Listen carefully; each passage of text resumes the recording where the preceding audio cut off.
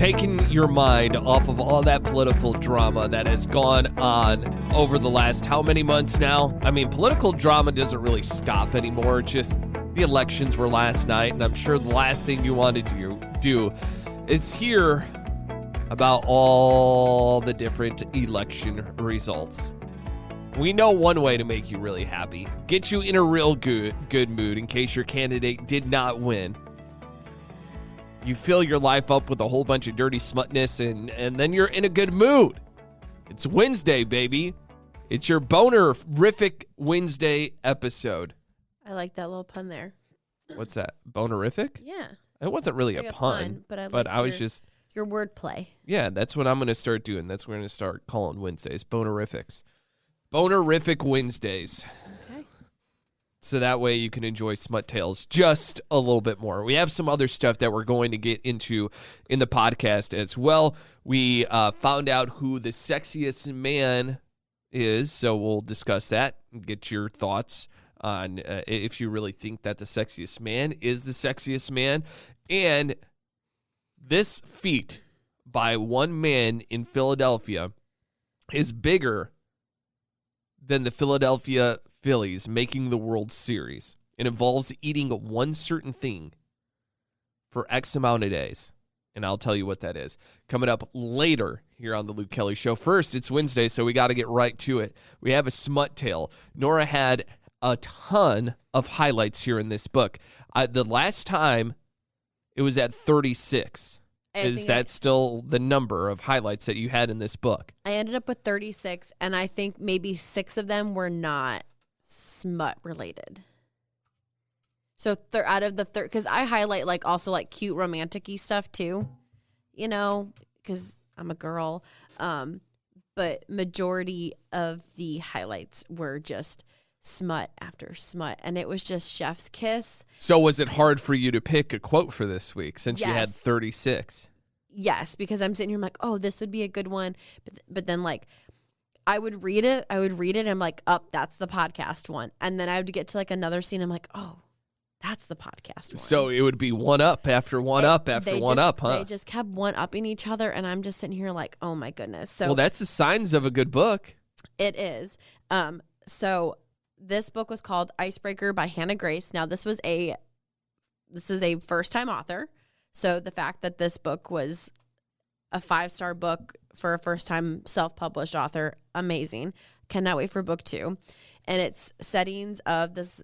It's Maple Hills College, and it's, I believe, in California. And we have an ice skater, and we have a hockey player. And the hockey... California? Yes. Okay. So... Just usually you don't hear about ice skating, with either ice skaters or hockey players in California. I think it was Northern California by so close to Oregon and Canada. But I think with the training of the Olympics and everything. So we have Nate Hawkins and Anastasia are the 2 characters. Anastasia is a pair ice skater training for the Olympics. Nate Hawkins is the captain of the hockey team, and the hockey arena gets vandalized. And so as punishment, the hockey team and the ice skaters have to share a rink. And so that's kind of how him and Anastasia crossed paths and have to start building relationships. And of course, Anastasia is a very non-commitment person. Nate is too, and then it ends up being Anastasia's partner gets injured and blames Nate. And so to make it up to her, even though he did not do it, to make it up to her, he says, I will be your pair's partner. I will practice with you. So that was way. Nice of him. Yes. Well, he's also trying to get in her pants. So well, yeah, duh. I knew that was part of the story. So he's like, oh, more time with her. And then she goes, oh no, if we're partners, there is no sex for 6 weeks.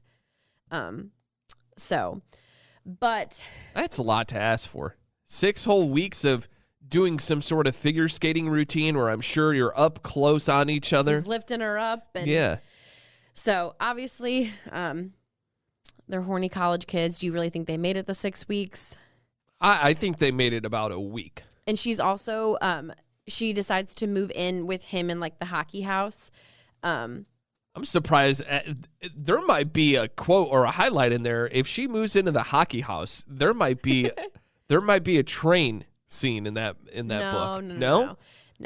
They're both very monogamous, one person. But okay. All right. I mean, that takes a lot of guts to move into a sports team's house in a college atmosphere. Well, so it wasn't like not through the school. Nate's dad is very rich. He bought a house for the hockey players to live in. No, I get But that. That's still, the way that sports usually houses, work is there's one guy and then he kind of organizes and gets a whole bunch of guys from the team and that becomes like together. the dedicated baseball house or basketball house. It was even that way at McMurray. Like there were a couple of guys that were on the basketball team together. That was the basketball house. It wasn't the same house every year, but you knew which house you were going to when someone said the baseball house. Well, so her roommate essentially was her skating partner and her best friend. So there's three of them. Well, her best friend ends up dating one of the hockey players as well. Gotcha. And when her skating partner gets injured and she's like, well, Nate's going to help me so that way when you can come back, like I don't lose anything. Because obviously 6 weeks off would be detrimental to her as well. And her roommate and her skating partner was like, I don't like him. And kind of is very, very manipulated. I can't say that word either. I was going to try and help you out, but I knew what you were trying to say. And I'm like, I won't be able to help her out on that way. On that one. So she decides, she's like, I just need a break from you. And so she kind of just stays at the hockey house. So this quote is from Nate's point of view. And just so you know, I picked this quote because I figured you would enjoy it the most. All right, let's see. She slowly, and I mean slowly, lowers her mouth onto me, and I can't help but lift my hips to speed up the process. A satisfied vibrates against my dick, and she hollows out her cheeks and tries to suck the soul from my body. Holy fucking shit. Scooping her hair, I wrap it around my fist in a makeshift ponytail, holding it tight, moving with the controlled motion of her head as she bobs up and down. Her nails scrape down the inside of my thigh, causing me to flinch forward, hitting the back of her throat.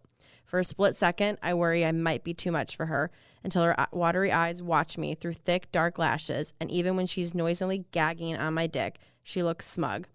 So I keep thrusting, deep and precise, as she hums happily, meeting every movement perfectly. Don't tell her you love her during a blowjob, you fucking loser. My entire body trembles. Baby, I'm going to come. Her moan of approval sends a jolt through my body as she speeds up, sloppy, crazed movements until an intense fire ignites in my blood, disintegrating my entire body. Fuck is the only word left in my vocabulary when I spill myself down her throat. Wow, she just got face fucked.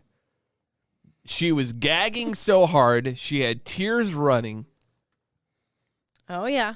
Wow, I think that was like Luck 9000 right there. It might have been. I mean, she got after it. If she has tears rolling out of her face, she's getting that all the way to the back of the throat. And by the way, good on her for being able to have one all the way at the back of her throat and having that rod touch the hockey puck all the way in the back. I'm just reading this and I was like, yep, this is it. This is the podcast quote. I think every single guy, you remember how we talked about, it was a few weeks ago, about like the girls looking up and stuff like that. That I think is a man's fantasy. Yes, that whole instance right there is what a guy looks for in a blowjob. I mean, everything that occurred right there is like a guy listening to this podcast is not in his head and going, yeah, hell yeah. I mean, it was so good that he was going to tell her that he loved her. I mean, there's no better time than during a blowjob. Like, I think a woman would feel completely satisfied if she found out that way.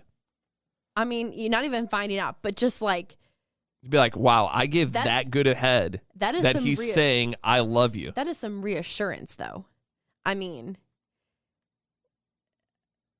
I feel like, like you've said, like guys like certain things during a blowjob, women like certain things, and reassurance is one of them. Because obviously, if you're just standing there or laying there and just in your own head enjoying it, we're sitting there like, how's it going?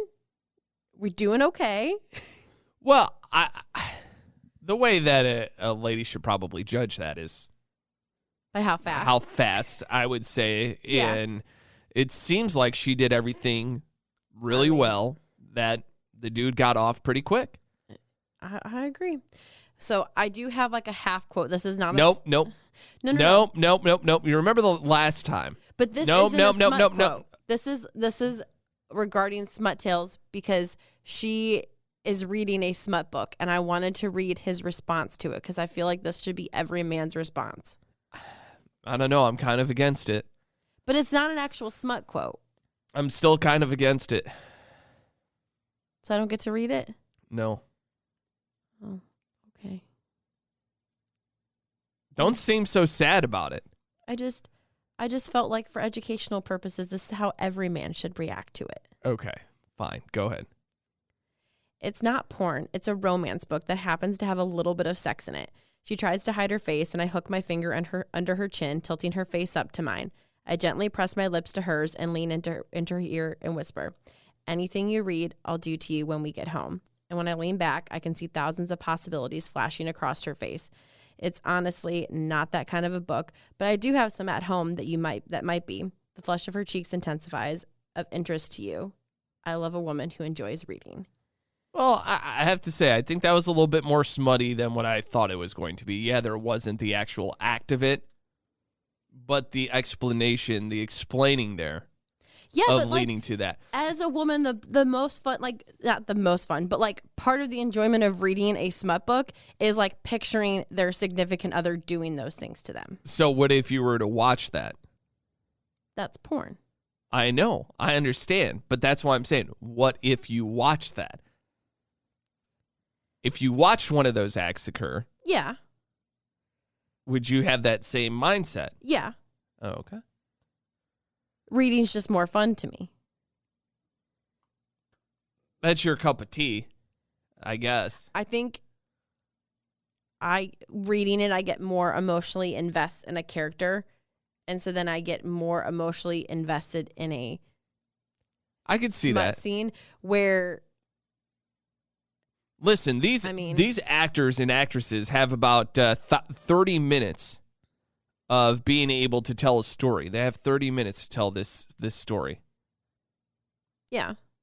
And they have to do a good job in those 30 minutes of setting the scene and then finishing it all within that amount of time. A book is a little bit more, long form. Exactly. So video is usually quicker. You get more emotionally attached to video? Yeah, you do. Just happens every time. Oh, darn. So that was a good smut tale. Do you think Chris Evans would enjoy that one? What you just read, do you think that he would enjoy that? Maybe, but he's an ass man. Oh, he is. He's also the sexiest man alive. You've never seen the viral clip of where he's being interviewed and he says Chris Evans is an ass man. No, I've never seen that. Wow, it's all over my TikTok. Well, Chris Evans, anyway, is the sexiest man alive for 2022 for People's Magazine. I don't know how I feel about that. I felt like there were other people I would have preferred, but I did like his interview where he was like, "This is something my mom is going to be really proud of." I mean, every mom should be proud of that. I think everyone that's involved in his life should be very proud that he is the sexiest man alive. Can you imagine calling your mom and being like, "Mom, I got voted sexiest man of Louisville." Yeah, and all of her old friends would be like, "I always told you he was a good-looking kid. Good looking. I remember pinching those cheeks when he was such a little boy. I knew that he was going to be a stud." I can just picture your mom being like, "That's nice." And then your dad being like, "Hey, my boy, I always knew it." He would say, "The apple doesn't fall far from the tree." That's what he would say. And then your grandpa would find out, and your grandpa would be like, "See, he got the family genes. It runs right. in the family." That's right. Yeah, it's so funny whenever you hear about people's sexiest man of the year, because I think it occurs every year that the person that gets voted this, or I don't even know how they do it, I don't even know if they truly look, because Paul Rudd has won Sexiest Man of the Year before. I agree with that, though. I don't think he's the sexiest man. I think he's a good-looking dude with a good personality. But that's what women like. But Sexiest Man Alive is for the women. This is the problem that I have. If it's the sexiest man, this has to go purely off of looks. Nothing else. Nothing else can account for it. So then if you were going off of looks, not his Boston accent, not his personality, who would you have chosen? I really don't know. I don't think I know enough of the current big stars right now to make a well-informed opinion on who I would think is the sexiest man alive. I feel like Ryan Reynolds. Ryan Reynolds is a good-looking dude. I believe he has won it. Yeah, I think he has too. He deserves to win every year. I also thought The Rock won back in 2016. The Rock letting He's a him good-looking know. dude. It was pretty funny that he was like, thanks, you know. He's like, you know, you used to be. He's like, what do you mean I used to be? And he's like, yeah, you were. And he goes, I never relinquished being the sexiest man alive. We are just sharing the title now. Yeah. I thought Miles Teller was going to possibly. I could have seen that after the year that he had. But like Top Gun. I also thought, who else was we were thinking? The guy who played Elvis. I can't think of his. I could Google it really fast. Yeah, I can't think of his name. As soon as like Austin Butler. Austin Butler. I thought maybe he could have been up there in the running. But I've also heard that they usually pick not an older man, but like Miles and Austin Butler are kind of on the younger side. That they usually pick someone who's like 40s, like late mid 30s and up. Because Miles and Austin maybe have a few more years to like. Makes sense. So. They have a few more years to be able to get that title of sexiest man alive. Ruggedness going. And let's see. I found a list. Dwayne Johnson, The Rock. He's on there. Vin Diesel. No. Vin Diesel looks like fucking Mr. Clean. And he looks like the rejected Mr. Clean. Like, I feel if Mr. Clean were a real person, he would be a better looking dude than Vin Diesel. Oh, okay. Tom Cruise is on this list. No, he's creepy. He's kind of gone past his time. That whole Scientology thing just rubs me the wrong way on him. And I don't even think he's a little bit older now, but I don't think that he should have ever won that title. Yeah. I don't find him a good looking dude. Now, Johnny Depp, on the other hand, I agree. He's a good looking dude. He is. Robert Downey Jr., especially for his age, still a good-looking dude.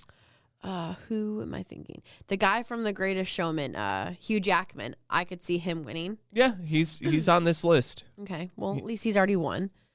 He's on that list. He's a good-looking dude. Did a great job. I think he played the Wolverine for a while in that role. And now he's in Broadway. But you know what's... Okay, so like Tom Cruise...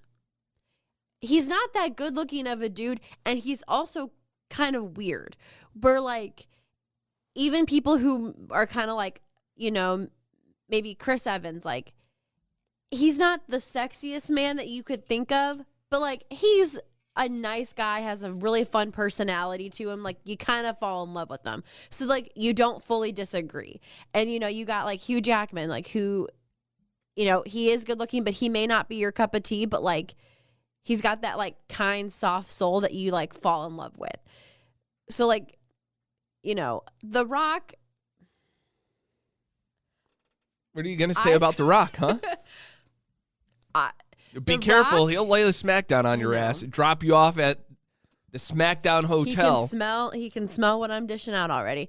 So I don't think The Rock is ugly, but I also don't think he is like Is it because he's too muscular? Maybe, because I'm also not like a huge like. I know a lot of women.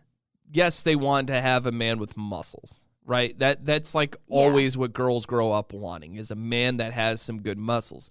But there's a tipping point where muscles could be too much. Like The Rock is too much. Bobby Lashley like too much. Who else? Who's the guy that you interviewed, the Irish dude? No, he's not Irish, but Drew McIntyre. Yeah, Drew He's Scottish. Sorry, not Irish, Scottish. That's a little too much for me. Finn Balor, on the other hand. That dude's cut. He has a lot of muscles. Like, you know how, like, these women, are all WWE superstars, if you don't know. Some women say that they like to look at Luke Bryan's thighs. I prefer to look at Finn Balor's thighs because they are just beautiful. Luke Bryan does not deserve to ever be in the conversation. I don't think he's a good-looking dude. I don't think he is either. Women just say he's got nice thighs and butt, but, like, they haven't seen Finn Balor. And I think Luke Bryan looks like the human version of Beavis and Butthead. Yep. With the voice of Kermit the Frog. Not a great combo to have there. Not really, no. Not at all. So, Chris Evans, good for you. Get all those chicks, slay them all, because you get to throw around the title of being the sexiest man alive. For a full 365 days. You know, there needs to be another one. Like an all-star? No, there needs to be another list of the everyday man. Sexiest man of the year. Like, there needs to be different categories for this. Like, maybe not the sexiest man. You go to the hottest, right? Because to me, funniest? I think the sexiest man is greater than the hottest. Okay? The hottest is second tier. The top tier is sexiest. And then you could go hottest, and then you could go best looking, and you could like tier it down to basically where you're getting into the funniest man. That makes sense. So that way you kind of cover all platforms, and you give everyone some love. Are you and just you wanting a shot to get entered in? Yes, exactly. That's the point that I was trying to get to. I was going the long way about it because I didn't want to sound too conceited. But now that I put it in there. Yes, like a good wife would do. Babe, you are my sexiest man alive. Yes, by default, because you're married to me. Nuh-uh, because I didn't have to marry you. If you weren't my sexiest man alive, I wouldn't have married you. Well, I feel like there's still other sexiest man alive. Like, you found Chris Evans sexy, right? I mean, he's good looking, but like at the end. But hold on. Okay, this is like when a mother says that like their child is good looking and they're really not that good looking. Okay, if you had the option, me or Chris Evans, who are you choosing 10 times out of 10? You're choosing Chris Evans. You're not choosing me. I would choose you. No, you're not. You are not choosing me. Well, I'm sure there are female celebrities that you would probably choose over me. No. That nope, is because bullshit. I'm a loyal man. But I can't be a loyal wife? Nope, not in that scenario. Oh, so it's a lose-lose for me. Yeah, pretty much. Okay. 110%. No, I'm Well, I just needed to get your thoughts on if Chris Evans really deserved that title. So thank you for coming by for the Smut Tale. Thanks for sticking around for the Sexiest Man Alive. I needed a female's perspective on that because I didn't think that he deserved it. So I just don't know what other celebrities you would really go to that haven't won that award at this point. Miles Teller, Austin Butler, and give it to Ryan Reynolds again. I feel like he has another run in him.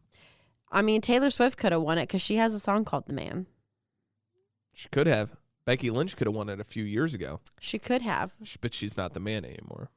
So I think she kind of goes by that a little bit. Maybe every once in a while. A more impressive feat than being the sexiest man alive, because that's a big title.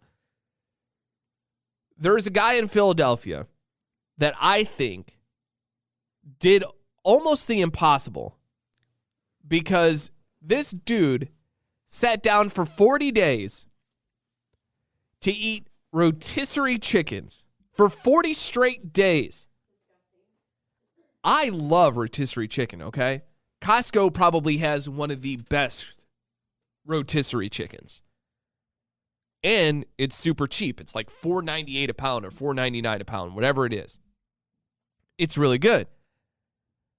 But to do it for 40 straight days, I don't think I could accomplish that. This guy named Alex accomplish this feat. He had a big, huge celebration for 40 days of eating this chicken. There's people all surrounding him, and he finished it. People started to go nuts. I mean, I could eat other chicken products for 40 consecutive days. Like chicken tenders, chicken nuggets, I could do those 40 days in a row. But there is a very distinct taste to rotisserie chicken that has a short shelf life, especially when you get to the breast part of a rotisserie chicken. I couldn't eat that every day. If you're just eating the thighs, the legs, the wings, yes, I could do that. But sometimes those breasts, even though I am a breast guy, there's those days that I couldn't eat them. It would taste like it's starting to get a little bit dry, even though it could be a fresh rotisserie chicken. I would need a lot of hot sauce to get through it. And that's the other thing. You would have to find some sort of condiment to switch up the taste of just that rotisserie chicken every day. You'd have to barbecue it up. You'd have to hot sauce it, ketchup. I don't know, mustard. I'm trying to think of so many different sauces that you could dip this rotisserie chicken in. I wouldn't attempt this. I could eat Jack in a Box tacos for 40 consecutive days. I fucking love Jack in a Box tacos. If you live in a part of the country that has Jack in a Box tacos, you know. What did I say? If you know, you know. So good. We're supposed to be getting 2 in Louisville, and they haven't broken ground on either yet. And I'm anxiously waiting because one's not too far from where I live. But once they do open that something, I'm going to be eating there, getting a whole bunch of tacos, some buttermilk ranch to go along with it. Yes, you could have ranch with these tacos. These tacos from Jack in a Box are not trying to be passed off as being a Mexican taco. This is a very Americanized version of a taco. Okay? Other than that and some chicken nuggets or chicken tenders eaten 40 days in a row, I don't think I could go any other food. Like a steak, as good as that sounds and as good as a steak is, I couldn't do it. My stomach would absolutely hate me for eating that 40 consecutive days, even eating it 2 days in a row. The last time that Nora and I made steak tacos, my stomach hurt from having the steak tacos. So I know I couldn't do steak on consecutive days. Although good, it definitely does need to be a treat. Other foods that are running through my head, just instantly jumping off the tongue, hot dogs. I could eat hot dogs for 40 consecutive days. I can't believe I almost forgot one of my favorite foods, hot dogs. I'm not joking about that. Nora can attest for you that my love for hot dogs is strong, and I guarantee you I could do a hot dog a day. If you need me to be like, oh, that's not a real comparison because that dude's eating a whole rotisserie chicken and a hot dog's just, I could eat multiple hot dogs in one day. When Nora and I go to Costco and we